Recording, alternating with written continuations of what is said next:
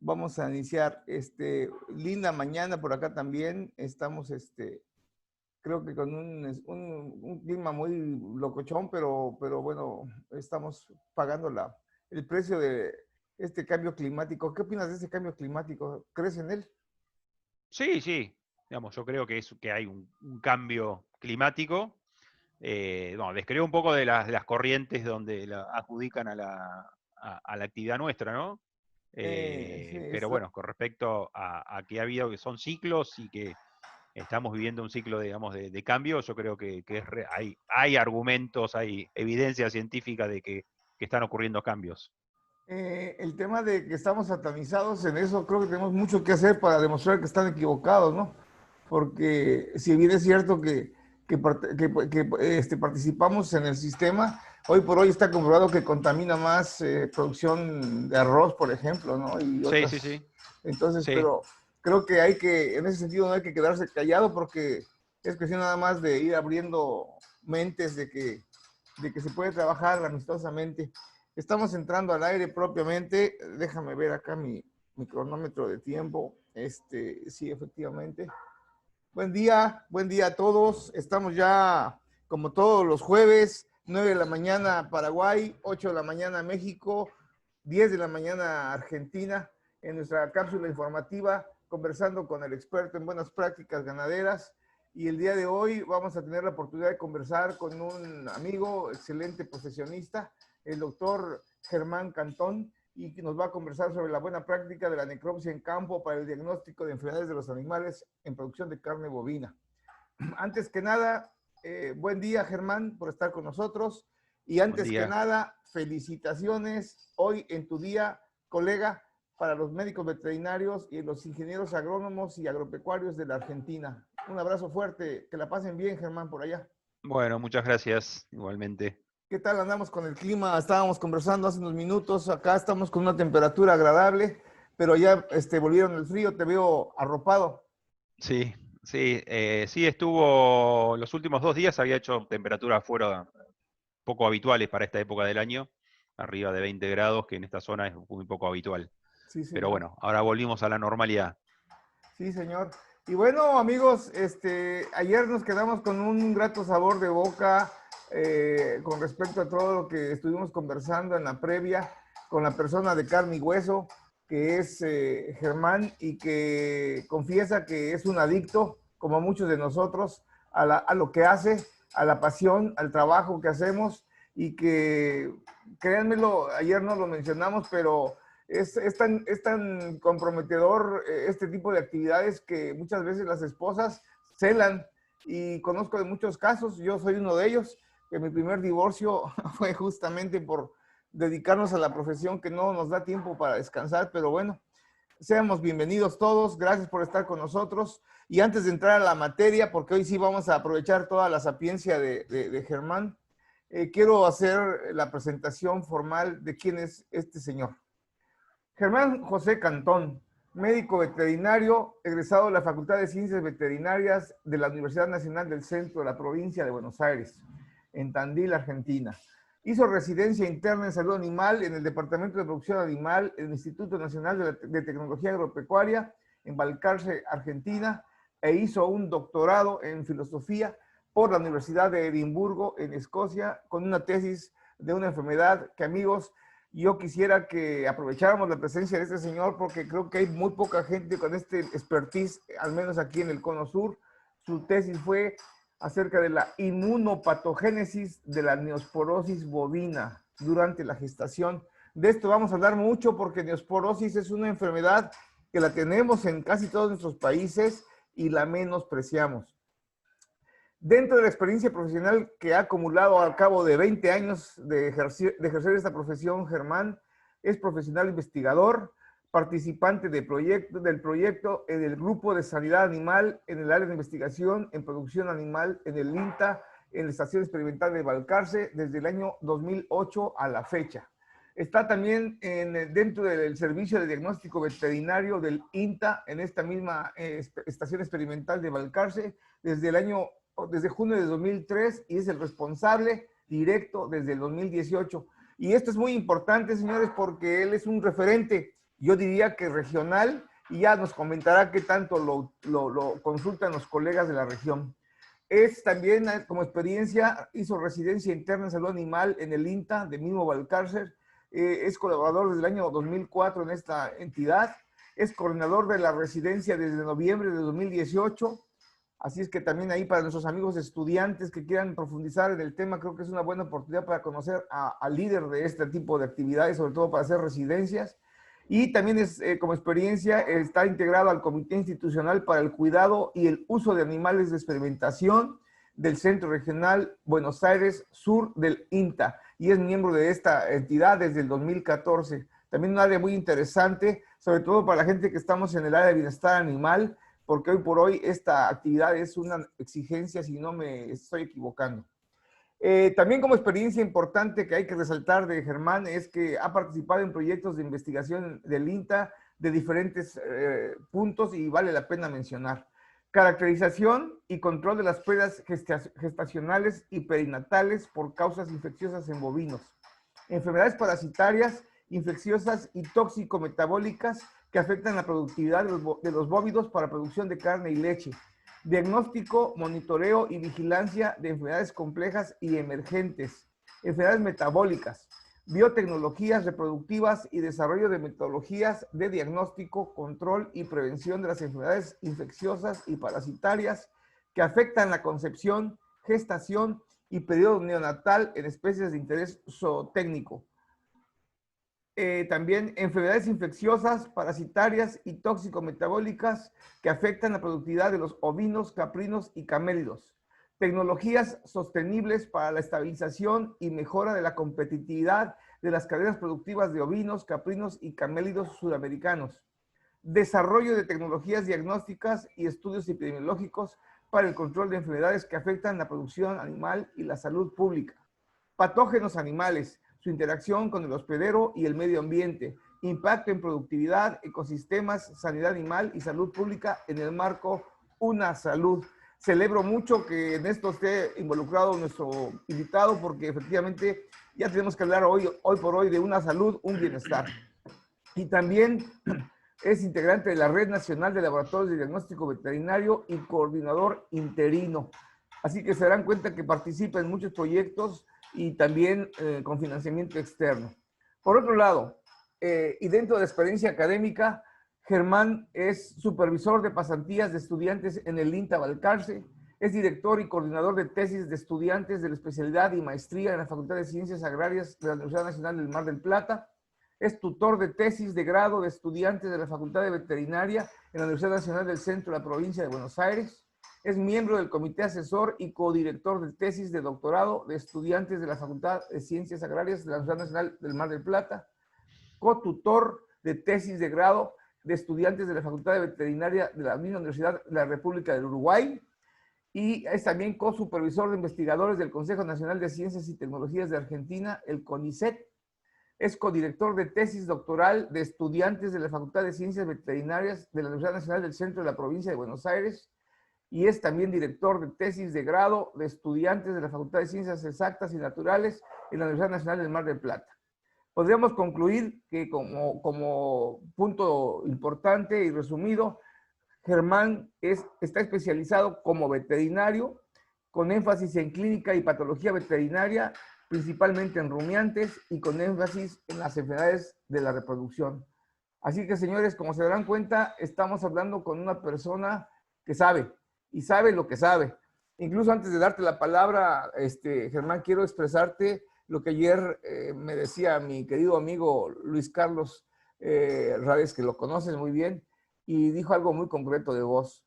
Mucha información, experiencia, pero con mucha humildad. Y yo me uno a esa admiración hacia tu persona. Gracias por estar con nosotros, Germán. No, gracias a ustedes. Bueno, amigos, pues sin mayores preámbulos, vamos a entrar a la materia.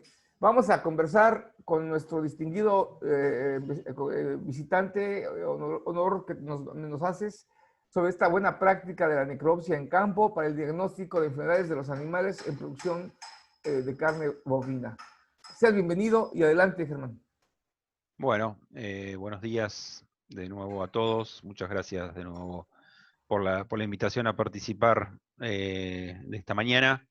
La idea lo que habíamos conversado era hacer una presentación muy breve sobre la importancia y los puntos a tener en cuenta con respecto a cuando uno se para frente a un animal para hacer una necropsia, que a veces cuando uno no tiene tanta experiencia genera bastante incertidumbre. Cómo responder, cómo atender. Algo hablábamos ayer con respecto a las enfermedades zoonóticas y los cuidados, precauciones que uno debe tener para hacer esto. Así que bueno, ahora les iba a compartir la pantalla acá para tratar de presentarles. Vamos a ver si se ve. No sé si se ve bien ahí. Más o menos. Se ve muy bien. Adelante. Bien, perfecto. Bueno, básicamente, bueno, por ahí la primera imagen para el que no está acostumbrado puede ser un poco fuerte para arrancar la mañana, pero bueno, es básicamente lo que nos encontramos a veces cuando uno va a hacer una necropsia, ¿no?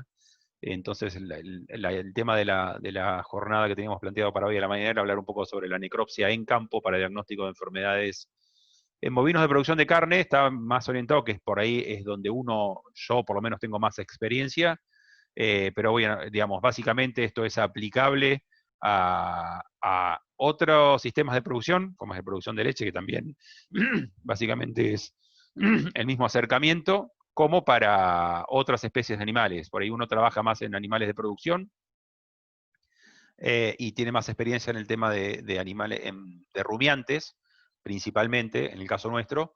Pero bueno, básicamente la necropsia aporta muchísima información para todas estas especies de animales, y muchas veces uno por ahí toma la deferencia de hacer el diagnóstico, tomar muestras, incluso en algunos momentos por ahí practicar una eutanasia a un animal, que por eso a veces uno hace esa diferencia cuando habla de necropsias y en sistemas productivos, que uno por ahí cuando trabaja, cuando lo trata de explicar en otros ámbitos, es difícil de entender por qué se decide hacer una eutanasia a un animal que está clínicamente afectado, no pensar en un tratamiento, ver si hay respuesta a ese tratamiento.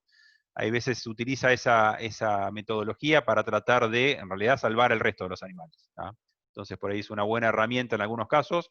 Muchas veces directamente nos llaman para hacer diagnóstico de un animal que ya murió, ya presentó la signología clínica y ya murió, pero en otras veces nos pasa que en condiciones ideales, la situación ideal sería hacer una necropsia de un animal que está, como se dice en términos vulgares, fresco, o sea, recientemente muerto, sobre todo cuando estamos en lugares donde hay condiciones ambientales que hace que favorezca la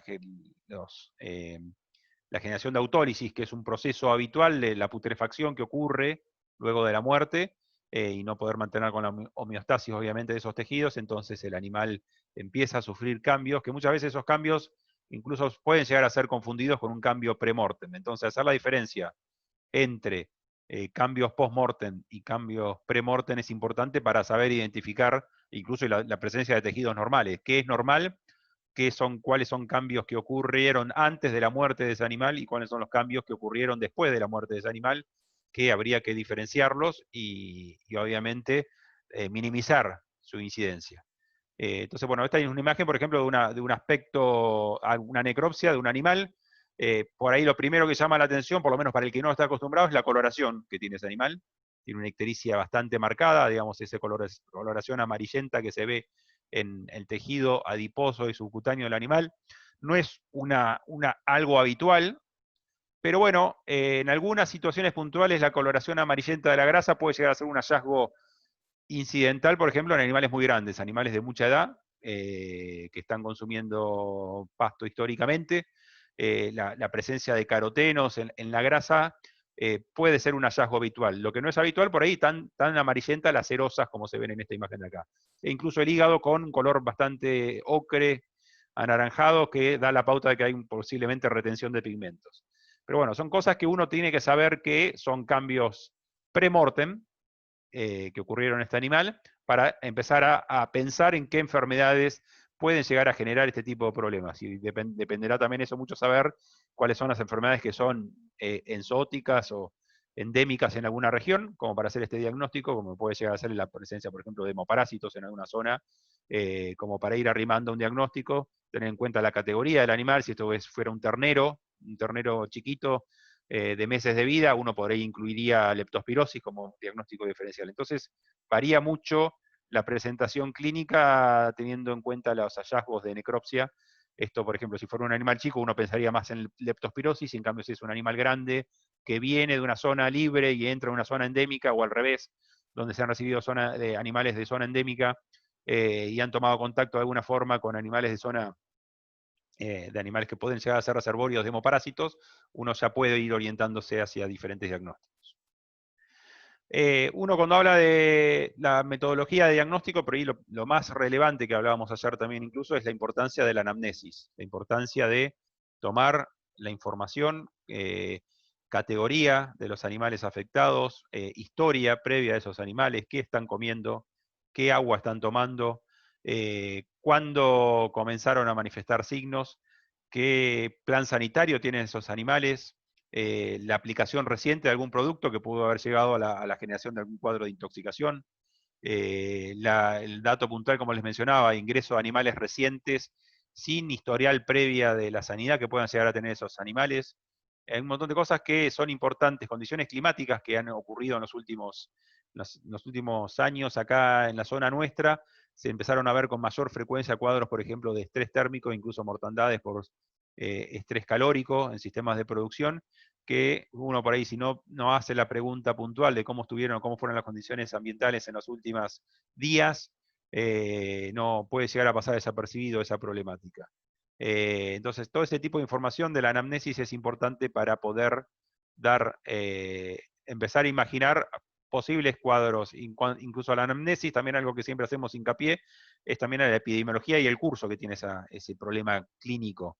No es lo mismo que tener animales que por goteo, como se dice muchas veces, van apareciendo con signos clínicos y muriendo posiblemente a lo largo de meses, a tener una presentación hiperaguda de un gran número de animales muertos en un periodo corto de tiempo. Por ahí uno ya se inclina a pensar en alguna patología infecciosa o tóxica de acuerdo a cómo se viene manifestando el problema. Otra cosa que hay que tener en cuenta, obviamente, es cuál es la signología clínica. Por eso siempre cuando hablamos de esto, lo que uno hace es diagnóstico clínico patológico. ¿Cuál es la signología clínica que manifestaron esos animales? Saber si es un cuadro neurológico, saber si es un cuadro de signología principalmente respiratoria, signología digestiva. ¿Cuál es la presentación clínica que tiene ese animal como para empezar a orientarse? Si bien hay muchas veces se superponen los signos clínicos y un animal que tiene, por ejemplo, signología respiratoria en un momento terminal por ahí de la enfermedad, puede llegar a manifestar algún tipo de signología neurológica posible secundaria a una hipoxia. Hay que tenerlo en cuenta y saber diferenciar incluso algunos signos neurológicos que pueden llegar a ser solamente signos de debilidad y signos finales de un cuadro clínico que no tiene nada que ver con un origen neurológico. Entonces, eso es importante tenerlo en cuenta para poder arribar a un diagnóstico. Muchas veces uno teniendo en cuenta la signología clínica que uno ve, se trata de enfocar o focalizar y priorizar algunos tejidos, algunos sistemas en particular para revisar. Ayer hablábamos que muchas veces nos pasa que algún colega nos manifiesta de que tiene un problema con signología neurológica y, por ejemplo, no revisó, no sacó y no tomó muestras del sistema nervioso central como para llegar a hacer un diagnóstico.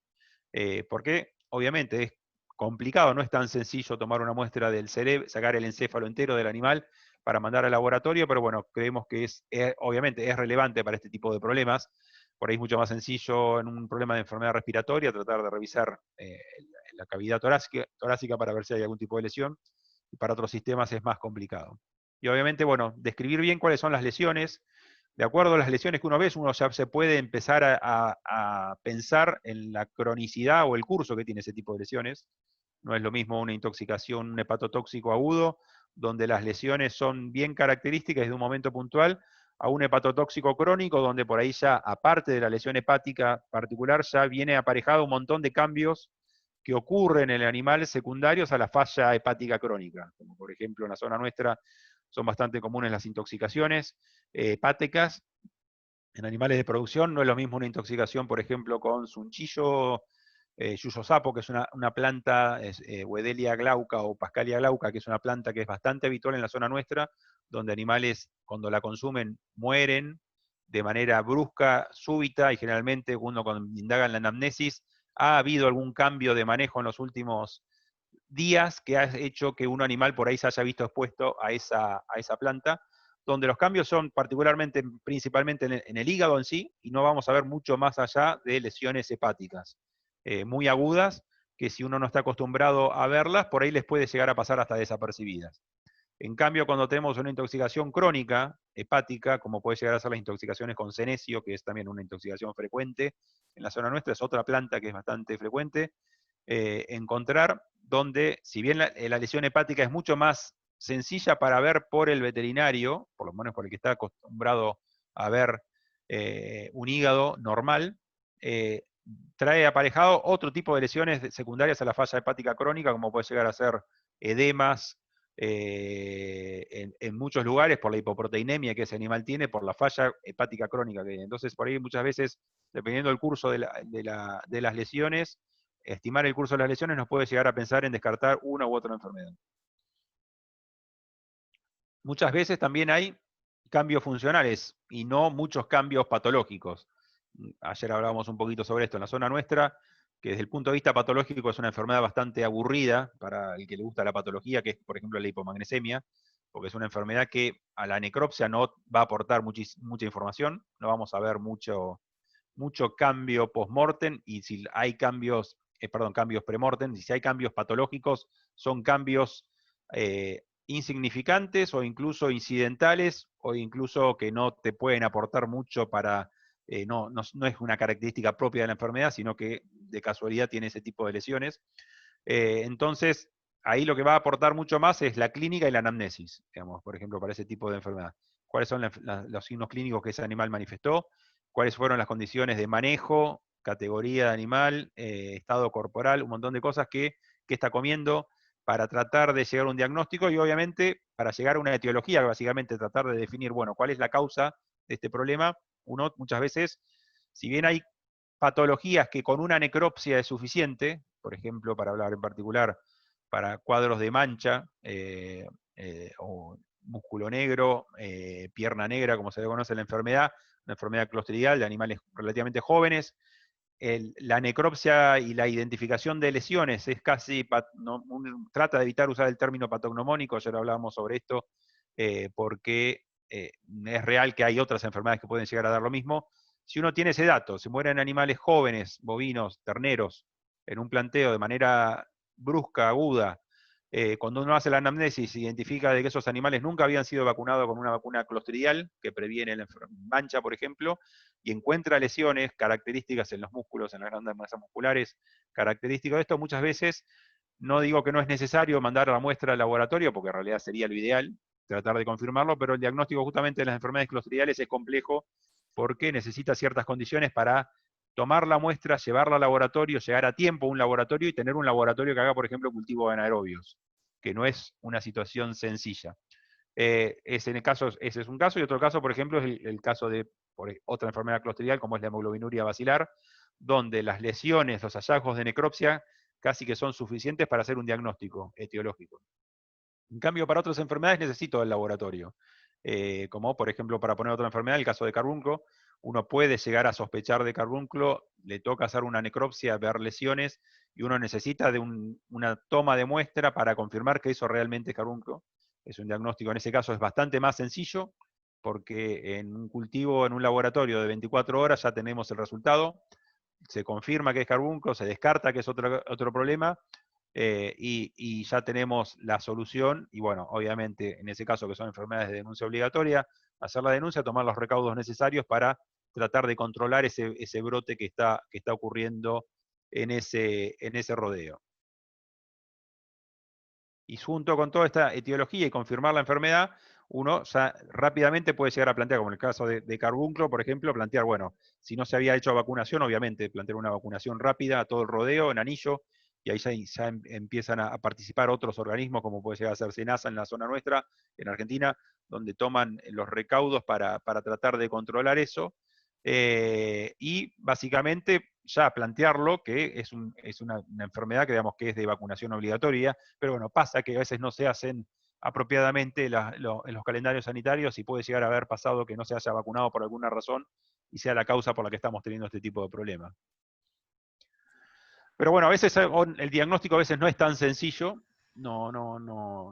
se hace más difícil y no es, por ahí, sobre todo para aquel que no está acostumbrado a hacer necropsia, no está acostumbrado a ver tejidos normales y a veces no está acostumbrado a diferenciar cuáles son los cambios pre-mortem y post-mortem que sufre un animal, sobre todo en la necropsia a campo, que uno no tiene las condiciones de mantener, por ejemplo, si uno trabaja ahora en una granja porcina donde tiene instalaciones de otro tipo, si muere algún animal, generalmente se hace otro tipo de diagnóstico en ese tipo de producciones, a diferencia de lo que es animales de grandes animales o rumiantes, donde son situaciones extensivas, donde la identificación de los animales a tiempo suficiente como para hacer una necropsia expuestos a condiciones ambientales de alta temperatura, por ejemplo en el verano, que hace que la autólisis sea un poco más rápida, a veces se dificulta.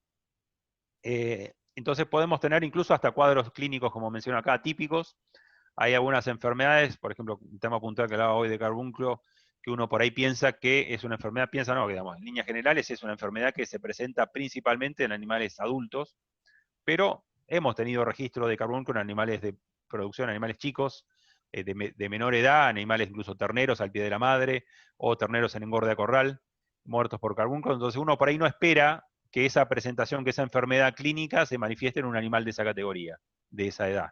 Y a veces algunas enfermedades puntuales pueden llegar a presentar una signología inusual, como dice acá, digamos que uno no esperaría tener, o por ejemplo un animal que muere por anaplasmosis en un cuadro medio avanzado de la enfermedad puede llegar a tener signos neurológicos, y uno por ahí en primer medida no empieza a pensar que es una enfermedad neurológica, y por ahí esos signos neurológicos son secundarios más que nada a la hipoxia que está sufriendo ese animal por la anemia que tiene. Entonces son tratar de abrir un poco el paraguas, como decimos a veces acá, para abrir un poco y no focalizarse, por ejemplo, si un animal tiene signología neurológica final, obviamente hay que revisar el sistema nervioso y tomar muestras, pero posiblemente el origen de esa enfermedad es de otro, con asiento en otro tejido. Otro como puede llegar a pasar, que uno, por ejemplo, en la zona nuestra carbunco es más esperable durante el verano, pero bueno, puede llegar a ocurrir en otro momento del año. O la hipomagnesemia en la zona nuestra es más esperable en esta época del año, por ejemplo, acá, pero la podemos tener en otra época del año también, sobre todo cuando son enfermedades que están asociadas a la producción. A veces la dificultad de diagnóstico viene porque las muestras no se toman de manera apropiada, o ya contaminadas con otros agentes que impiden el crecimiento normal de, por ejemplo, algunas bacterias, que es un crecimiento un poco más rápido, y yo tomo la muestra no en las condiciones de esterilidad adecuadas y tengo un crecimiento y contaminación que hace que en la placa crezca muchísimas otras cosas antes de poder ver el crecimiento del que a mí me interesa. En el caso de las muestras, por ejemplo, para diagnóstico histopatológico, bueno, nosotros siempre hacemos hincapié en eso, tomar las muestras mal fijadas o con soluciones de formol que no están preparadas acordes para eso.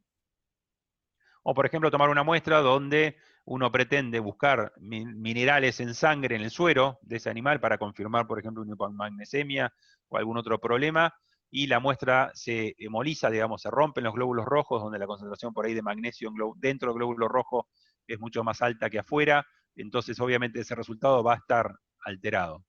Y en definitiva, básicamente, la presencia de autólisis, que es una de las limitantes más grandes que tenemos nosotros, sobre todo para la necropsia a campo, y sobre todo en las zonas que, por ejemplo, son zonas por ahí más subtropicales, donde la autólisis es mucho más rápida por la alta temperatura ambiente que en la zona nuestra, que en esta época por ahí uno puede esperar, puede llegar a hacer una necropsia en animales que ya tienen varias horas de muerto y poder llegar a ver, observar lesiones importantes. Otras cosas que hay que tener en cuenta, los tratamientos previos. Por ejemplo, si un animal tuvo signos clínicos y por casualidad tenía una enfermedad, por ejemplo, respiratoria, de uno ve, hace la necropsia y uno ve lesiones de una neumonía, pero ese animal fue tratado con antibióticos el día previo o en los últimos días, por ahí uno manda la muestra de pulmón al laboratorio para hacer un diagnóstico bacteriológico y no tenemos crecimiento, porque en ese caso puntual, por ejemplo, la bacteria ya está muerta en el tejido, pero quedan las lesiones. Entonces, muchas veces uno quise hacer un diagnóstico etiológico, saber cuál es la bacteria que ocasionó ese tipo de neumonía, e incluso plantear, por ejemplo, hacer un antibiograma para saber, bueno, a ver qué antibiótico debería funcionar mejor en esta bacteria y no voy a tener la posibilidad de hacerlo si ese animal fue tratado. A veces la presencia, además de un problema, nosotros, por ejemplo, sistemas de producción de leche, por ejemplo, recuerdo una necropsia que nos tocó hacer una vez, donde una vaca en un tambo tenía, en la misma vaca, simultáneamente lesiones de linfosarcomas por leucosis y granulomas por tuberculosis. La misma vaca afectada clínicamente murió. En realidad no sabemos qué fue lo que lo terminó matando, no sabemos si fue la leucosis o fue tuberculosis la causa de muerte de ese animal. Entonces, obviamente, esa necropsia aporta información para ese tambo, para ese sistema de producción de leche, porque sabe que las dos enfermedades están adentro del hato, del rodeo. Entonces, saber a dar relevancia a cuál es lo que primero debería empezar a hacer para tratar de identificar cuáles son las causas de los problemas sanitarios que están teniéndose en ese rodeo es importante. Algunas enfermedades que son de difícil identificación, o porque muchas veces no dan muchas lesiones, o porque las técnicas de diagnóstico son complejas, también pueden llegar a generar dificultades para el diagnóstico. Y muchas veces lo que pasa es la falta de disponibilidad de técnicas de diagnóstico cercanas, o de laboratorios de diagnóstico cercanos para confirmar ese tipo de diagnóstico. En ese sentido, siempre hacemos bastante hincapié nosotros en la ayuda, en algunos casos, para algunas enfermedades en particular, de al menos el diagnóstico histopatológico, que es una muestra que yo sé que puedo tomar en un mismo frasco con formol, diferentes tejidos simultáneamente de esa necropsia, ponerlas ahí, y yo entiendo que muchas veces no es un diagnóstico rápido, puede llegar a tardar un tiempo, pero bueno, si a uno le queda duda de cuál fue el problema sanitario y está en un lugar alejado, eso puede permanecer un tiempo, cuando uno tiene tiempo, lo manda al laboratorio de diagnóstico que le haga histopatología, si hay un patólogo que tenga experiencia, aparte de patólogo veterinario sobre todo, poder llegar a pensar, descartar o tratar de confirmar alguna enfermedad en ese problema que hubo. Y siempre por ahí, como para terminar, por ahí a veces mostramos algunas imágenes. Esto es una imagen, por ejemplo, de un hígado, de un animal. Obviamente vemos acá el aspecto, está medio una foto tomada de cerca, se ve la cerosa de la cápsula de este hígado, y vemos algunos cambios de coloración que tiene este hígado. Vemos esta burbuja, pongámosle de alguna forma, que se ve acá, acá se ve la vesícula biliar, que se ve bastante amarilla, y uno por ahí siempre cuando toma, nosotros siempre hacemos cursos por ahí de necropsia, y por ahí para algún veterinario, sobre todo joven o que no está muy experimentado, cuando ve este tipo de lesiones, lo primero que tiende a pensar, bueno, ese hígado está afectado, ese hígado tiene alguna lesión, entonces la pregunta que viene ahí es si eso es algo normal, es patológico, o son cambios post-mortem en el animal. Por ahí uno, cuando no tiene tanta experiencia, por ahí tiende a pensar, bueno, había muchas áreas de necrosis hepática en este tejido, y en realidad no. Estos son cambios post-mortem que ocurren normalmente en un animal en unas horas posteriores a la muerte de ese animal. Básicamente esto es autólisis, digamos, es cambios que ocurren normalmente después de un tiempo. Manchas rosáceas, es un nombre que se le da, digamos, esto si lo dejamos unas horas más, todo el hígado tiene este color más claro después. Entonces por ahí, digamos, ese tipo de cosas son importantes para saber y darle relevancia o no para este tipo de llegar a un diagnóstico y diferenciar si esto es un cambio premortem que ocurrió antes de que el animal muera y tiene relación con la causa de muerte o ocurrió después.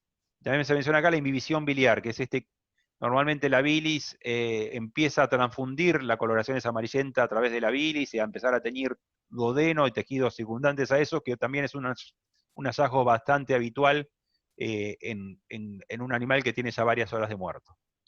Bueno, amigo, para terminar, nosotros justamente teniendo en cuenta esto, hace unos años, el año pasado sacamos este libro de técnica de necropsia de rumiantes, recolección de muestras para el laboratorio de diagnóstico veterinario, que lo hicimos junto con el doctor Rodrigo Sola, quien era el responsable acá del servicio de diagnóstico del INTA Balcarce. Esto está disponible en la página del INTA, está para bajar, está disponible también para la venta en papel, acá en la experimental de Balcarce. Y también habitualmente hacemos también, porque esta es una demanda muy fuerte que hay en los laboratorios, digamos, por los veterinarios de la actividad privada, sobre todo para veterinarios recién recibidos, que es la técnica de cursos de técnica de necropsia para el diagnóstico de enfermedades en los rumiantes. Generalmente todos los años, este año teníamos programado uno para mayo, que obviamente por situaciones que todos conocemos tuvimos que suspenderlo, pero bueno, generalmente uno por año damos acá en la experimental. A veces nos convocan de algún lugar para ir a dar este curso en otro lugar, nos ha pasado salir de gira a tratar de dar este curso, digamos, tiene toda una cuestión de logística para organizarlo, porque obviamente necesitamos animales, es un curso teórico-práctico, casi le diría práctico-teórico, se hace un poco de teoría al principio, que era parte de la presentación que les mostré recién, pero en definitiva después hay una parte práctica donde los veterinarios participan y hacen necropsia de animales, y se los trata de guiar cómo hacer la necropsia, cómo tomar las muestras para tratar de llegar al diagnóstico. Y bueno, y acá abajo figuran todos los datos de contactos telefónicos, mail, las redes sociales que tiene acá el servicio de diagnóstico para tratar de ver y dar una mano por cualquier cosa que se necesite. Bueno, eso era más o menos lo... Muy bien, Germán. Creo que es una charla muy concreta, muy puntual. Gracias por esa facilidad de palabra que nos haces saber. Sin embargo, a mí me gustaría, si me lo permites, hacerte algunos comentarios para ir Sí. retroalimentando todos estos puntos. Hay que entender, y creo que si me equivoco me corrijas, por favor, hay que entender que en aquellos países en donde se cuenta con una infraestructura diagnóstica de laboratorio, sea privada y sea oficial, pues obviamente que estamos hablando de una garantía. Pero aquí nos están escuchando amigos de muchos países en donde hay de todo. Y sin decir nombres ni apellidos, yo quisiera regresar a la primera diapositiva, en donde presentas esa realidad que estamos teniendo, en donde, bueno, seamos un poquito plegados a la realidad. Al menos en los países que yo he visitado, y Paraguay no es la excepción, lastimosamente, muchas veces, cuando encuentra el propietario, el administrador, el personal, un animal muerto o semi-muerto, lo deja morir y chao, ¿no? O casi siempre dicen, no, está muerto porque, o murió porque la víbora le picó, ¿no? Y no se hace la necropsia, no se hace nada. Si acaso, cuando mucho pinchan la cavidad torácica para que pierda esa inflamación, con todos los riesgos sabidos y por haber. Pero pensando positivo, llegó el veterinario y todavía encuentra agónico al animal o encuentra al cadáver fresco, como vos decís. Me gustaría que nos indicaras qué recomendaciones das para que podamos hacer por lo menos lo básico, respetando la bioseguridad.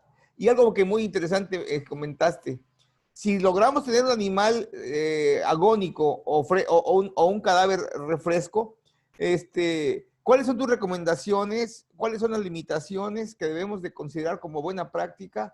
Porque entendamos que este establecimiento puede estar a 200, 300 kilómetros y no se diga en el Chaco. Entonces, ¿qué podrías recomendar para que ese esfuerzo, ese interés por saber qué pasa, sea fructífero? Sí, en primer medida, y hacer primero una anamnesis, que yo muchas veces por ahí, la anamnesis surge a veces cuando ya estamos en esta situación, ya abriendo el cadáver abierto y tratando de buscar lesiones. Por ahí está bueno hacer la anamnesis antes, para ya inicialmente antes ir pensando. Generalmente cuando uno lo llaman para hacer necropsia, no es el primer animal que muere, sino que ya hay varios animales muertos previamente. Dependerá también mucho el curso, digamos. Si hay una intoxicación que murieron 20 animales en un día y nos llaman para hacer diagnóstico en ese momento particular, obviamente eso va a variar, y uno por ahí sí trata de hacer necropsia rápido para tratar de identificar cuál es el problema, o porque no vieron signos clínicos y los animales directamente aparecieron muertos. La no observar signos clínicos es un dato también que siempre nosotros tratamos de tratar de tomarlos con pinza, como decimos a veces, porque muchas veces en los sistemas de producción nuestros extensivos, no observar signos clínicos no quiere decir que no tuvo signos clínicos ese animal. Seguramente ese animal ha manifestado signología clínica, no lo vimos porque no estamos todos los días arriba de los animales viéndolos a ver qué signología tienen. Entonces, que no tenga signo clínico no quiere decir que no lo haya tenido, y por ahí directamente aparecen muertos los animales cuando uno va a recorrer. Pero bueno, inicialmente eso, cuáles son los signos clínicos que los animales tienen, saber cuál es digamos, una vez trabaja en una zona en particular, es raro que ande por todos lados, pero bueno, saber cuáles son las enfermedades que son endémicas en la región, primero tratar, como hablábamos ayer, tratar de pensar en las enfermedades más comunes de la región, tratar de descartar que no sea una de las enfermedades más comunes de la región, antes de empezar a pensar en otros problemas sanitarios. Si hubieran dicho acá, por ahí en la zona nuestra, los hemoparásitos no es una enfermedad habitual, sobre todo Babesia. Anaplasma estamos empezando a ver con mayor frecuencia, sobre todo cuando hay traslado de animales de otras zonas del norte donde es endémica la enfermedad. Pero bueno, o rabia, por ejemplo, si uno tiene un animal que muere, un bovino, que muere con signología neurológica en la zona nuestra, si es un bovino de acá, que no ha sido trasladado recientemente de una zona, por ejemplo, endémica de rabia, obviamente uno no va a pensar en rabia como principal diagnóstico diferencial de esa enfermedad, de esa digamos, signos clínicos neurológicos que tiene ese animal.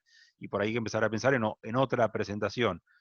La categoría animal es importante preguntar, como hablábamos hoy, ahí, digamos, es raro que una vaca se muera de mancha, por ejemplo, o que se muera de leptospirosis, una vaca adulta.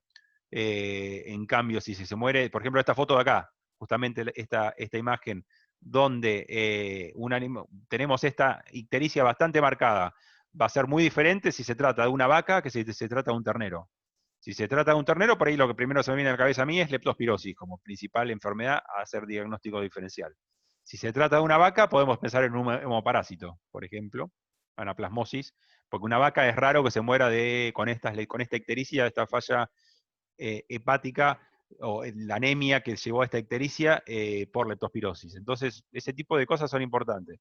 Y después los recaudos que hay que tener en cuenta, más que nada, es, sobre todo si uno sospecha de que estamos expuestos o podemos llegar a estar expuestos a una enfermedad zoonótica, una enfermedad infectocontagiosa como puede llegar a ser carbunco o una tuberculosis, por ejemplo. Si uno sospechara que tiene este tipo de hallazgos o vas a tener ese tipo de hallazgos, y bueno, hablábamos del término de esto de una sola salud, saber que puede llegar a exponerse a estas situaciones, entonces tratar de tomar los recaudos necesarios y siempre tomar los recaudos necesarios como si fuera una enfermedad zoonótica siempre, por las dudas, uno siempre por ahí a veces se lleva sorpresas, cuando empieza a hacer una necropsia, entonces tomar esos recaudos.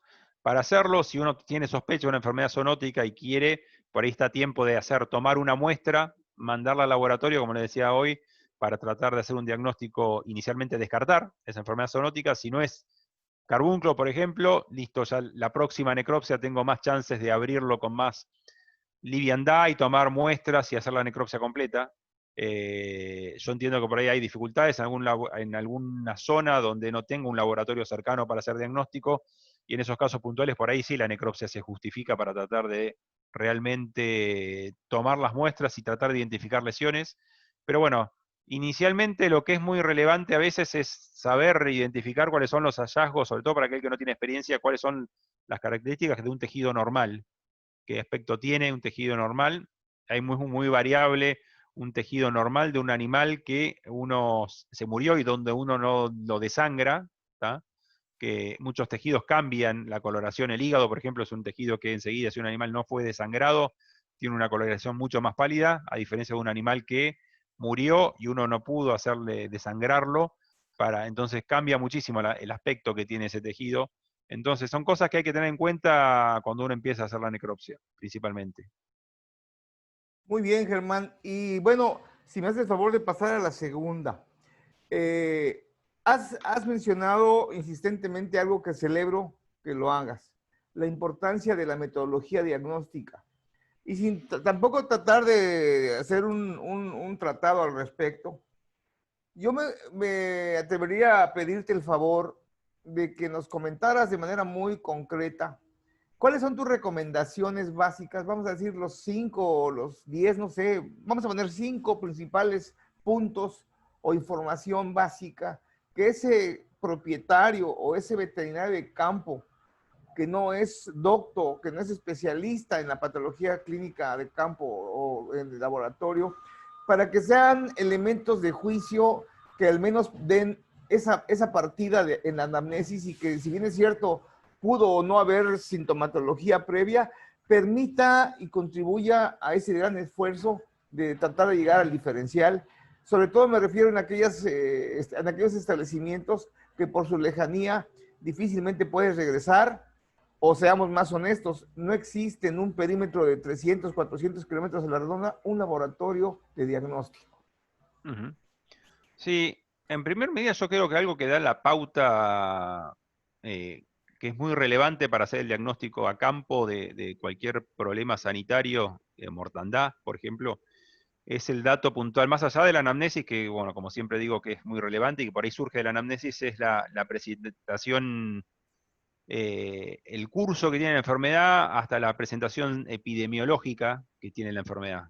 Si es una enfermedad, como les decíamos hoy al principio, donde de un día para otro aparecen súbitamente 20 animales muertos, ¿no? Teniendo el dato concreto de eso, porque muchas veces nos pasan situaciones de campo donde dicen, no, sí, aparecieron muertos 20 animales, pero quizás eso, la última vez que se fue a recorrer ese potrero fue hace una semana. Entonces, posiblemente esos 20 años, se murió el primero hace una semana y fueron muriendo por goteo hasta ahora tener 20 muertos. Entonces, ese dato puntual y ver qué por grado de autólisis tiene. Si yo recorrí ayer y estaba todo normal y hoy voy y hay 20 animales muertos, es raro que, por ejemplo, ya para empezar a orientarnos en un diagnóstico, es raro que una enfermedad infecciosa se manifieste con ese tipo de presentación. ¿Tá? Una enfermedad infecciosa que tiene un curso, el animal se contagia de ese agente, tiene un curso de un periodo de incubación, ese animal muere, posiblemente ese animal sea la fuente de contagio para otros animales, donde mientras uno se está contagiando y cursando una enfermedad clínica, otro animal empieza a tomar contacto con ese agente.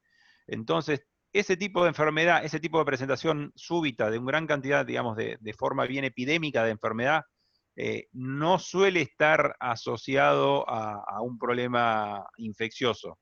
Por ejemplo, es raro que se mueran 20 vacas un día por carbunclo. Normalmente las mortandades por carbunclo vienen medio por goteo durante un tiempo, donde un animal se expone y se va infectando y se va desarrollando la enfermedad hasta que muere.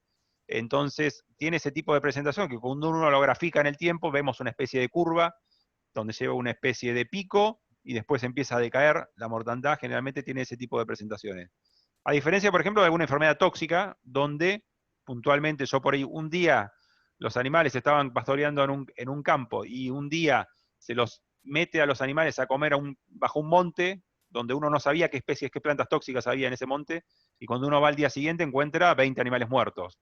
Por ahí, de nuevo, ahí no va a ser una enfermedad infecciosa, empezar a recorrer el potrero ese, a ver si no está en presencia de alguna planta tóxica.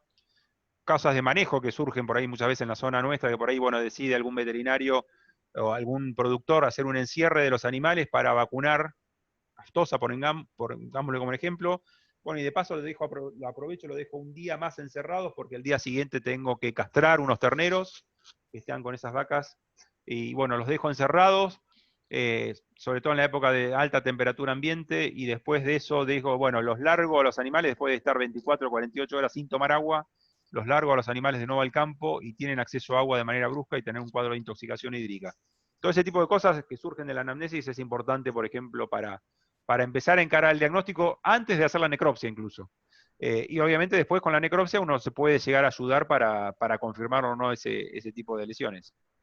Creo que esto que mencionas, Germán, es fundamental y déjame ser reiterativo, sobre todo para aquellos jóvenes que están iniciándose en nuestra profesión y, ¿por qué no? Alguno que otro viejo con ideas rancias, con todo respeto, ¿no?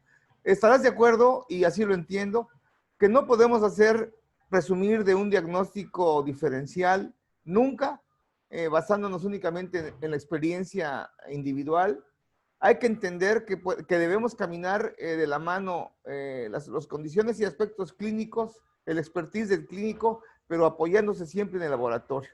Y si no me equivoco, me corriges. Muchas veces el clínico de campo cree que el laboratorio lo sabe todo y que con el simple hecho de que ponga la muestra abajo del microscopio y ya puede saber qué está pasando, y cuando no lo hace, lo primero que dicen es que el laboratorio no sabe, ¿no es cierto? Uh-huh. Entonces, creo que la anamnesis es una herramienta fundamental, es una historia clínica que da muchos elementos para que el especialista patólogo clínico en el laboratorio se imagine y cruce la información con sus ideas y con sus hallazgos microscópicos. ¿Me haces el favor de pasar a la siguiente, por favor? Uh-huh. En este sentido, yo quisiera que nos hablaras de dos cosas para mí muy importantes. Y con respecto a los cuadros clínicos atípicos, vos sos un experto, me gustaría que nos hablaras un poco, en especial, del menosprecio que se le tiene a la endosporosis en los establecimientos lecheros y ganaderos de carne, se le menosprecia porque aparentemente es una enfermedad, digámoslo así, silenciosa, no abortiva por necesidad, pero que creo que al hablar con vos, que sos un experto, estamos equivocados, tanto los colegas veterinarios que piensan que no es así y lo que conlleva realmente convivir con esta enfermedad. ¿Nos puedes ampliar un poco ese tema, sobre todo para el diferencial de enfermedades abortivas? Sí, sí, sin duda, por ahí, la neosporosis, a diferencia de, por ejemplo, podemos poner para compararlo, brucelosis, es una enfermedad, no es una enfermedad nueva, digamos, porque por ahí brucelosis se la conoce históricamente como enfermedad causal de aborto y dependerá en la situación sanitaria que hay cada país y cada rodeo, sabrá si uno puede llegar a tener o no abortos por brucela, si no se hace saneamiento, si no se hace control de la enfermedad, si no se aplican vacunas, eso dependerá de país a país cómo son las situaciones sanitarias para esta problemática con respecto a Brucela. Por ahí neosporosis es una enfermedad menos conocida, sobre todo para los veterinarios de mayor edad, porque no era una enfermedad que incluso yo, no, que me considero más o menos en el medio en cuanto a la edad, no era una enfermedad, por ejemplo, que yo la estudié en la facultad. No era una enfermedad que era muy conocida como causal de aborto. Sin embargo, hoy en día se la considera a nivel mundial que es una de las principales causas de aborto a nivel mundial, sobre todo en aquellos países donde otras enfermedades de mayor relevancia ya están controladas, como puede llegar a ser, por ejemplo, el caso de brucelosis, donde hay países donde la brucelosis está erradicada, o donde hay países que se controla mucho mejor la leptospirosis, otras enfermedades virales que pueden llegar a generar aborto. Neospora, que lamentablemente todavía no hay una vacuna disponible para controlarla, sigue siendo un problema habitual. Es un problema habitual en la casuística nuestra de acá de Balcarce. Nosotros hemos hecho un análisis retrospectivo de causal de aborto, y vemos hoy en día que sí, realmente es una de las principales causas de aborto. Generalmente, clínicamente lo que da neospora es el aborto, no da otra presentación clínica más allá del aborto. Generalmente un aborto en el tercio medio de la gestación, que por eso muchas veces también es difícil de identificarlo a campo, porque por ahí una vaca que aborta en el campo a un feto relativamente chico es difícil de encontrarlo, y por ahí lo que vamos a tener nosotros después cuando se hace el análisis retrospectivo reproductivo de ese rodeo, vamos a tener una merma importante entre el momento en el que se hizo diagnóstico de gestación y tenemos un 95% de preñez en un rodeo, quiero decir, de las 100 vacas que entraron a servicio ese año, cuando hago el diagnóstico, sobre todo cuando es un servicio estacionado, y sobre todo cuando hago diagnóstico de gestación, que esa también es una problemática que existe en muchos rodeos en Argentina, sobre todo, que no se hace diagnóstico de gestación. Los animales, los toros se meten durante 3 meses a dar servicio, y después uno se da cuenta de que le faltan terneros en el momento de que termina de parir todas esas vacas. Entonces yo, si no sé qué porcentaje de vacas se sirvieron, se preñaron y están gestando, no voy a saber qué eficacia tuvo ese servicio. Entonces, si uno plantea en un rodeo de ese tipo, donde nosotros entran los toros a servicio, en un servicio estacionado, durante, o se hace inseminación, depende, ¿no? De eso no digo si debe ser siempre servicio natural. Si yo tengo un 95% de preñez, o sea, al mes y pico, 40 días de que yo saco los toros de servicio, voy a hacer el diagnóstico, el tacto ginecológico para tratar de confirmar si esa vaca está preñada o no, y tengo un 95% de preñez y me quedo contento con ese número porque anduvo muy bien la preñez. Después, cuando termina la aparición, me doy cuenta de que me están faltando un 10-15% de esos terneros que estaba preñada esa vaca. Esa vaca había estado preñada y cuando termina la aparición me faltan esos terneros. Eso es un hallazgo bastante habitual de neosporosis, porque generalmente dan, y yo no vi abortos, no vi la vaca el ternero, el feto en el campo. Por ahí en situaciones más extensivas, de monte o en otras características, es difícil de encontrar obviamente los fetos. Pero bueno, es una presentación habitual de neosporosis y sobre todo es una presentación en el sistema de producción de leche, es la principal causa por lejos, en la casuística nuestra acá de Balcarce. Más del 50% de los abortos en sistema de producción de leche, donde se identifica una causa, es producido por neospora. Entonces, si yo trabajo en un sistema de producción lechera, en un tambo, primero casi que debería descartar de que no sea neospora, el aborto que estoy teniendo, y después empezar a indagar el resto de los diferenciales, leptospirosis, diarrea viral bovina, brucelosis, si es que estoy en un campo que todavía tengo problemas de brucelosis. Entonces, en ese sentido, se sabe que es la principal causa. Y en sistema de producción de carne vemos que pareciera que es cada vez más frecuente la neosporosis en sistema de producción de carne. Ahí tenemos un sesgo posiblemente porque obviamente la neosporosis es una enfermedad por ahí más nueva no, recientemente se la empezó a investigar con mayor frecuencia como causa de pérdida reproductiva. Se sabe que es una enfermedad que está históricamente. Es más, en los últimos trabajos que se han hecho, se sabe que la neospora que está acá en Argentina es muy parecida a la neospora de España o de la neospora de Gran Bretaña, donde se sabe que en realidad esa neospora vino con los primeros animales que se trajeron, los primeros bovinos que se trajeron acá a Latinoamérica, los primeros perros, que es el huésped definitivo de esta enfermedad, que se trajeron acá a Latinoamérica. Entonces, en ese sentido se sabe que es una enfermedad que ha convivido históricamente con la vaca, en particular. Entonces, posiblemente en los últimos años, con una intensificación de los sistemas productivos, y que es lo habitual, por ejemplo, en el sistema de producción de leche, pero en carne, cuando más intensivos se están haciendo los planteos, hace que sea más frecuente tener problemas clínicos más severos por neosporosis, a diferencia de lo que ocurría tradicionalmente, donde por ahí las pérdidas eran menores, y a diferencia de lo que pasa con brucelosis con neospora, es que una vaca que esté infectada y que yo tomo una muestra de sangre y sé que está infectada, no necesariamente va a abortar, a diferencia de brucelosis, que posiblemente tengo muchas chances de que aborte. Se sabe que, por ejemplo, una vaca de 10 vacas que están infectadas en un rodeo, podemos llegar de esas vacas, sobre todo vaquillonas, vaquillas, que es más frecuente el aborto en esa categoría, un 10-20% pueden llegar a abortar de esas en total que están infectadas. Entonces hay que tener en cuenta ese tipo de planteo, y si yo sé que tengo por ejemplo, para hablar en concreto, un rodeo que tiene un 20% de seroprevalencia, posiblemente todos los años tenga un 2-3% de vacas que pierdan la gestación por neosporosis. Hay que tener en cuenta ese tipo de datos. Muy bien, Germán. Yo te haría aquí dos comentarios, si me lo permites. Primero, tu opinión en base a tu expertise y a la información que es brutal la que tiene el INTA en Argentina. Si bien manejando los parámetros y dándole la proporción y el respeto que se merece cada una de las enfermedades, ¿qué piensas con respecto a comparar neosporosis con diarrea viral bovina en cuestión de persistencia? ¿Son iguales? ¿A cuál le darías más importancia? ¿Más en leche, más en carne? Uh-huh. Sí, son enfermedades que en algún punto se asemejan en cuanto a su patogenia, cómo se desarrolla la enfermedad. Por ahí uno está más acostumbrado a escuchar el término de ese PI, ese animal persistentemente infectado con diarrea viral bovina, que es ese animal que nace de una vaca que se infectó y que en algún momento se infecta durante la gestación, nace congénitamente infectado, no abortó y nace congénitamente infectado, y desde el punto de vista epidemiológico es un problema para los rodeos, porque es como se le dice, como un caballito de Troya que está ahí, no se lo reconoce, infectado, no manifiesta muchos signos clínicos, pero va a ser el que continuamente va a estar eliminando virus e infectando más animales. En ese sentido, tiene esa similitud con Neospora porque la característica que tiene Neospora justamente es eso. Yo no lo mencioné recién, pero por ejemplo, una característica que tiene Neospora es que tiene una muy buena eficacia de transmisión vertical.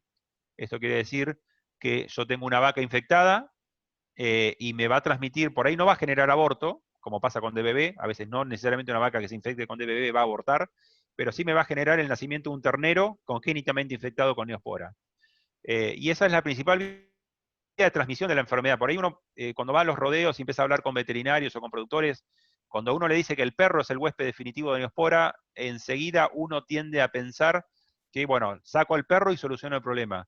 Y en realidad se sabe que no es la principal vía de contagio en los rodeos. Generalmente la principal vía de contagio en los rodeos es la vaca que ya está infectada y transmite la enfermedad a su progenie y me genera una ternera, por ejemplo, que después yo me la voy a quedar, la voy a recriar como reposición, y esa ternera va a ser la que me va a mantener la enfermedad, y esta eficacia es muy buena, digamos, se ha comprobado que una vaca infectada, de cada 100 vacas infectadas, me puede llegar a generar 95 terneros infectados. ¿tá?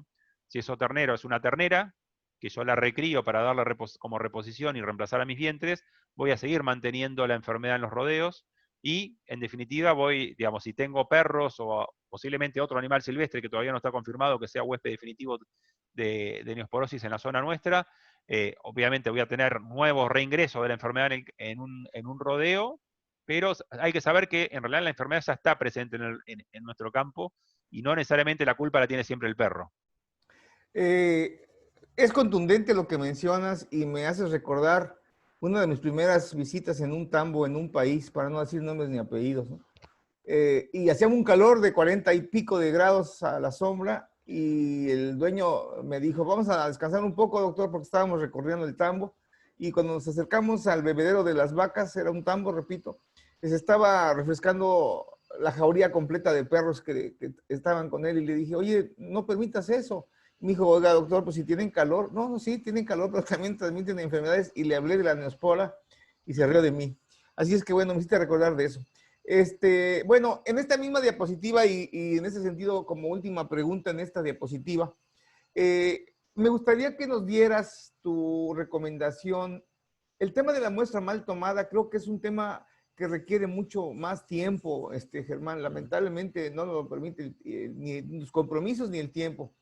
Pero me gustaría, pensando en aquel compañero, en aquel colega que está distante de la capital y de los laboratorios y del experto, y que se interesa por hacer tomar una buena muestra para llevarla a un laboratorio, aunque tenga que tardar días en llevarlo. ¿Cuál sería tu recomendación básica? Primero, para cuáles los insumos básicos que debe de tener, cómo sería esa muestra representativa y conservarla pensando en que no vamos a llegar en horas al laboratorio y que a lo mejor vamos a tardar hasta una semana, pero que es una muestra que nos puede dar mucha información aparte de la anamnesis. ¿Cuáles serían tus recomendaciones puntuales para evitar esa muestra mal tomada? Sí, primero por ahí hacer un recordatorio de, bueno, cuáles son las muestras que uno debería tomar para hacer el diagnóstico de cada una de las enfermedades. ¿Tá? Entonces, por ahí hacerse mentalmente uno un listado de cuáles son las enfermedades más prevalentes en una zona, cuáles son los problemas, charlar con otros veterinarios del medio para ver, bueno, a ver qué estás viendo, cuáles son los problemas, o generalmente a veces es difícil en algunas zonas donde no hay hay una especie por ahí de egoísmo y no tratar de dar información, pero bueno, tratar de saber qué es lo que está presente, digamos, como decía hoy. En la zona nuestra yo no voy a salir a pensar, bueno, a ver qué muestra tengo que tomarle para rabia a una vaca que murió con signología neurológica en la zona nuestra, porque sabemos que rabia no está presente en la zona nuestra. Posiblemente cuando hablen la semana que viene con Juan, que estaba planificada la charla con Juan Michelú, que en la zona de él, en Salta, en el norte, norte de Argentina, es habitual tener brotes epidémicos y cada tantos años reemergencia de rabia. Obviamente lo primero, si uno tiene animales con signología neurológica, lo primero que uno debería hacer es descartar que no sea rabia. ¿Tá? En cambio, en la zona nuestra, no, habría que ver qué muestras son apropiadas para tomar. Entonces, sabiendo un listado mental de qué enfermedad puede llegar a provocarme este signo clínico, hacer también un listado mental de a ver, bueno, qué muestras yo debería, si yo no lo sé, leer, y si no lo sé leer, consultar a alguno que lo sepa, saber, tener siempre de referencia a alguien que sepa, puede llegar a ser algún docente de la facultad, alguien de algún INTA como nosotros, que estamos en contacto para tratar de orientar y tomar la muestra, saber qué muestra debería tomar y saber que para no le digo que saber qué técnica de diagnóstico se va a aplicar sobre esa muestra para confirmar esa enfermedad, pero saber que para algunas condiciones, en qué condiciones mantener esa muestra. Por ejemplo, en la zona nuestra, donde todavía sigue siendo endémica las enfermedades de transmisión sexual, en los toros, por ejemplo, las enfermedades venéreas, tricomonosis y campylobacteriosis, que son enfermedades habituales todavía. Por ahí hay veterinarios hoy en día que toman la muestra, se necesita lo que se va a hacer el raspado de los toros, que se dice acá el raspaje, ir a tomar una muestra de esmegma prepucial de esos toros, que es sobre el animal que se toma la muestra para confirmar el diagnóstico. Digamos. Básicamente, si uno sospecha que tenga enfermedad venérea, en algún campo toma la muestra, se hace un raspaje de los toros para tomar muestras para confirmar el diagnóstico de eso, y por ahí un veterinario pide al laboratorio, bueno, mandame los medios para tomar la muestra para hacer el cultivo de tricomonosis. Y uno no sabe, o por ahí falta de todos lados, por ahí el veterinario de campo no lo sabe, el laboratorista, el veterinario del laboratorio de diagnóstico no sabe expresar bien cómo son las condiciones que tiene que tomar esa muestra y mantenerla, y sobre todo si están en lugares alejados, por ejemplo, en la zona nuestra, tomar una muestra en un medio para tricomonosis, y es una situación que a veces habitualmente el veterinario la mete enseguida en frío, en una heladera, hasta incluso la congela, y uno sabe que digamos, va a morirse, toda la tricomona que está presente ahí se va a morir, necesita condiciones de temperatura ambiente por lo menos para mantenerse y crecer, y llegar relativamente rápido a un laboratorio. Entonces, en condiciones habituales de hoy en día, por ejemplo, el diagnóstico tradicional de tricomonosis, si uno no sabe eso, por ahí, por querer preservar la muestra por desconocimiento, va en detrimento de llegar a un diagnóstico. Por eso hoy en día también se está empezando a cambiar, por ejemplo, acá en Argentina está de moda la aplicación, de empezar a aplicar técnicas moleculares para la detección de estas enfermedades, por ejemplo. Y eso yo creo que a largo plazo, si bien hay algunas cosas que pueden llegar, habría que ir ajustando mejor para llegar a un diagnóstico con esto. En ese sentido, hay que pensar que, por ejemplo, si uno sabe que se va a aplicar una técnica molecular, donde no necesariamente necesito el agente infeccioso vivo para tratar de identificarlo, sino que esté presente y haya ADN, ARN, depende del agente que uno está pretendiendo, la muestra por ahí puede llegar a conservarse mejor, se puede congelar, se puede guardar y mandarlo cuando uno pueda, mandarlo al laboratorio. Entonces depende mucho saber que, también un mea culpa a veces de las, habría que hacer en las facultades, porque por ahí a veces no recuerdan los alumnos todo este tipo de recomendaciones a hacer, un mea culpa también de los laboratorios de diagnóstico, que a veces no sabemos dar a conocer en qué condiciones debe tomar la muestra, en qué situación debe mantenerla hasta llegar al laboratorio. Y muchas veces, si están alejados, como le digo yo, el diagnóstico histopatológico a veces nos sirve de ayuda para poder arrimar, porque es una muestra que está preservada en formol. Eso puede durar mucho tiempo preservada ahí y con, digamos, si bien no es un diagnóstico rápido, puede llegar a orientarnos a veces para llegar a un diagnóstico. Bien, Germán, en el sentido práctico y en la realidad de nuestros países, sobre todo en las regiones donde el acceso es limitado por la topografía y las condiciones de rutas y etcétera, finalmente en ese sentido, ¿cuál sería tu recomendación? Antes de darla, también te pediría que nos comentaras como recomendación casos puntuales, esas enfermedades en las que sospechamos, concretamente rabia, concretamente carbunclo. Sabemos que son enfermedades infectocontagiosas, son zoonosis en algún momento dado, y que tal vez por ignorancia el productor o el mismo profesional pueda incurrir y contraer. ¿Qué recomiendas para reducir ese riesgo? Y lo más importante en el caso de carbunclo, ya abriste al animal, ¿es correcto? ¿Qué haces con ese despojo después de que lo abriste, pensando con las condiciones propias del carbunclo como con su agente etiológico? Sí. Inicialmente, para que no ocurra eso, digamos, tenemos muy buenas herramientas, que es la vacunación. Seguro. Pero bueno, generalmente llegamos, cuando pasa esto es porque no se aplicó un calendario sanitario tendiente a evitarlo. Si digamos, no hubiéramos llegado a esa situación si se hubiera aplicado de manera correcta un calendario sanitario. Ya ha llegado el caso puntual que nos toca eso, de nuevo, si hay sospecha, alguna mínima sospecha de que es una enfermedad zoonótica, y obviamente uno como profesional se expone, pero bueno, uno que sabe cuáles son los peligros que tiene, hay que pensar, también una de las incumbencias nuestras como profesión veterinaria es la parte de formación, no a otros colegas, sino también al personal de campo.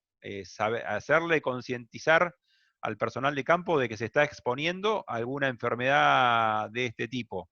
Entonces, incluso cada tanto cuando uno va al campo, dejarle una caja de guantes descartables al personal de campo, o concientizar al productor, al dueño de ese establecimiento, de que si un animal se muere con estas características, no lo abra, no lo cueree, no tome, porque muchas veces pasa en algunos campos, dice, bueno, última, le saco un cuarto para ir a consumirlo. De ese tipo de cosas, evitarlo, digamos, concientizar de que hay muchas enfermedades que pueden matar un animal y que pueden ser, digamos, zoonóticas, que tomar riesgo el personal de campo, el productor y el veterinario. Si uno sospecha de si puede llegar a ser rabia, puede llegar a ser carbunclo, lo primero que debería hacer para confirmar eso es obviamente tomar una muestra, confirmarlo. Si uno tuviera la sospecha en la situación nuestra de acá, de Argentina, estas enfermedades son de denuncia obligatoria. Entonces, si uno tiene de denuncia obligatoria ante SENASA, que es básicamente el organismo de control de esto, y debería hacer la denuncia hasta tener el resultado que lo confirme o lo descarte. Si se descartan estas enfermedades, ya digo, para hacer el diagnóstico de estas enfermedades, si uno tiene sospecha, uno puede tomar una muestra sin exponerse tanto a estas enfermedades como puede llegar a ser mandar la cabeza entera para hacer el diagnóstico de rabia, es una muy buena medida, o tomar una muestra de un hueso largo, un metatarso, metacarpo, para hacer un diagnóstico de carbúnculo. Eso, el diagnóstico de carbúnculo, si uno tiene el laboratorio cercano, obviamente va a ser rápido, posiblemente si estamos alejados es más difícil, pero bueno, una muestra en esas características con bastante conservantes de temperatura y enviada a un laboratorio en 24 o 48 horas tenemos el resultado de de ese diagnóstico. El de rabia posiblemente puede llegar a tardar un poquito más. Pero bueno, inicialmente tomar esas medidas. Si uno sospechase que hasta tener resultado y puede ir ganando tiempo, por ejemplo, en un caso de carbunco, empezar a aplicar vacunación en el rodeo para tratar de controlar a los animales, al resto de los animales, saber que posiblemente vaya a haber más animales incubando la enfermedad y que si, quizás esa vacunación que estoy aplicando no va a ser efectiva. No es porque yo estoy aplicando una vacuna en este momento, se van a dejar de morirse los animales que estaban incubando carbunclos, por ejemplo.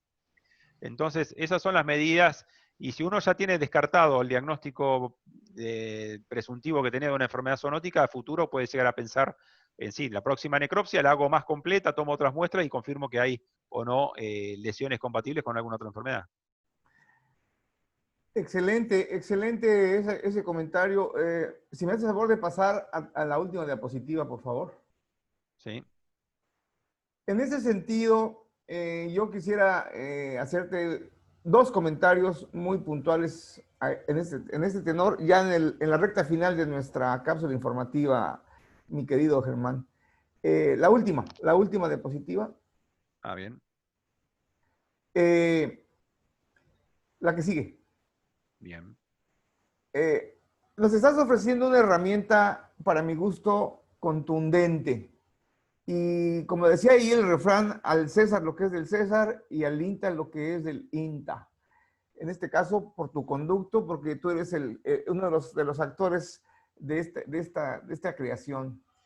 Hablaste de algo que para mí creo que es fundamental y te haría la pregunta. Independientemente que nos estás dando la oportunidad de acceder digitalmente a este valioso documento, que lo tengo, por cierto, y que es un documento muy, muy concreto, muy puntual y muy entendible para los colegas que no son muy adeptos a la lectura muy profunda, sobre esta técnica de necropsia de rumiantes.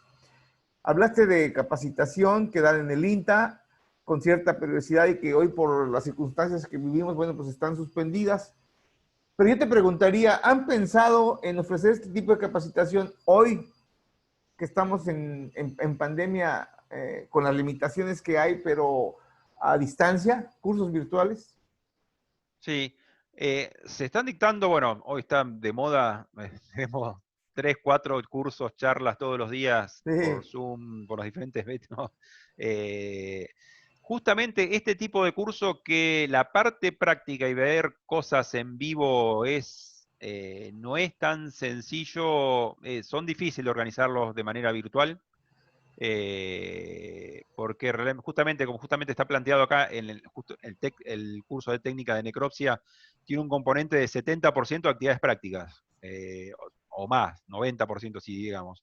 La parte teórica es muy corta, que es básicamente la presentación que mostré acá, está resumido acá, un poco más larga, por ahí con alguna parte más de 1 o 2 horas de teoría, y después el resto del día, cuando se dan estos cursos, son de actividad práctica en la sala de necropsia con animales, participando todos, tratando de hacer mostrar cómo es la técnica de necropsia, la metodología que utilizamos, cómo es la toma de muestra.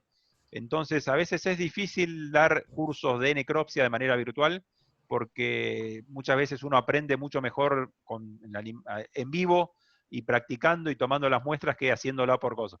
Entonces, en ese sentido, la idea estaba, este material que hicimos escrito del libro del manual de técnica de necropsia, en algún momento hacer alguna especie de material más audiovisual para tratar de tenerlo disponible, pero bueno, siempre eso lleva su tiempo, quedó con la gente de acá de trabajo de comunicaciones del INTA de Balcarce como una idea.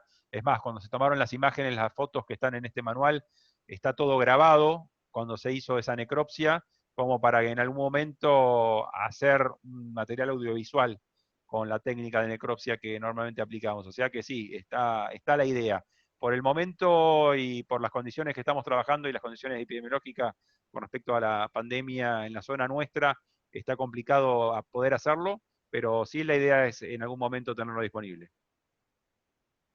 Y bueno, yo pienso que al menos, si, como bien dices, no hay nada como hacerlo en práctico, pero al menos algunos tutoriales, sin afán de menospreciar, creo que habemos muchos compañeros en el campo que estamos necesitados de esa orientación y que nos da pena decir no sé, y que muchas veces también resulta que, no sé cómo estén en Argentina, pero conozco otros países en donde los patólogos clínicos con el expertise como el que tú tienes son muy pocos. Muchos están tan demandados que es difícil agendar una cita con el especialista. Y a manera de buena práctica, yo considero que al menos los elementos básicos, el ABC, ¿no? Para que entiendan que la necropsia requiere una técnica, que la anamnesis es una técnica, que la toma de muestras y conservación para envío al laboratorio es otra de las muchas técnicas y que al final de cuentas todas ellas son valiosas herramientas para poder hablar justamente de diagnosticar, diferencial. Creo que lo que hablaste de neosporosis es un tema que tenemos que ampliar más en muchos países, que se menosprecia. Celebro mucho que nos compartas la expertise que tienes y bueno, creo que amigos, esta es la oportunidad que les ofrecemos, esa es la idea de este tipo de cápsulas informativas.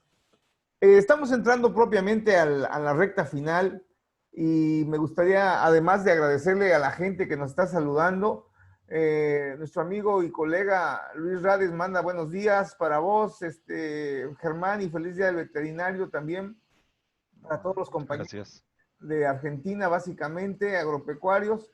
Hay saludos de varios países, hay gente que saluda desde los Estados Unidos hasta Chile, para no dar muchos nombres ni apellidos. Sé que tu tiempo es valioso y además agradezco tu disponibilidad. Y antes de pedirte las palabras finales, amigos, les quiero recordar que la próxima semana estaremos, como todos los miércoles, en la previa y los jueves en la cápsula informativa. Y como lo acaba de decir y lo mencionó varias veces Germán, la próxima semana contaremos con la presencia de otro colega también, más joven todavía que Germán, pero se me hace un chico muy capaz, muy inteligente. Está formado por Germán, y eso creo que es un buen handicap. Y nos va a hablar Juan Francisco Michelaut de un tema también que va a la par con la necropsia, el tema de las enfermedades que causan intoxicaciones y que pueden causar abortos y que también pueden causar la muerte. De esto vamos a hablar la próxima semana con la presencia de Juan Francisco Michelaut, médico veterinario también formado, investigador y formado en el INTA y que se encuentra en la estación experimental allá en Santa Fe, ¿verdad? Salta. Digo, perdón, Salta. Salta, perdón. Sí. Bueno, pues creo que hay muchas cosas que conversar. Lastimosamente el tiempo no nos da. Lastimosamente el tiempo no nos da y únicamente yo quisiera pedirte el favor, mi querido Germán, que si eres aquí ustedes están viendo los datos de sus correos, que también los bajé, los documentos. Y antes de despedirnos, me gustaría que fueras tan gentil de darnos tus últimos comentarios y con esto estaríamos casi cerrando esta cápsula tan interesante. Por favor, Germán. Sí, no, más que nada eso, digamos, de por ahí uno tratar de abrirse un poco y no tener vergüenza o miedo de consultar a los que uno considera por ahí que saben un poco más y si uno los puede guiar, tratar de abrirse, digamos, de todos lados, digamos, del que sabe y que muchas veces por ahí trata de evitar brindar esos conocimientos, como para aquel que no sabe tanto y por ahí le da vergüenza consultar. Básicamente eso, digamos, porque la idea en definitiva es que todos tengamos la posibilidad como profesión nuestra de brindarle un servicio a la comunidad.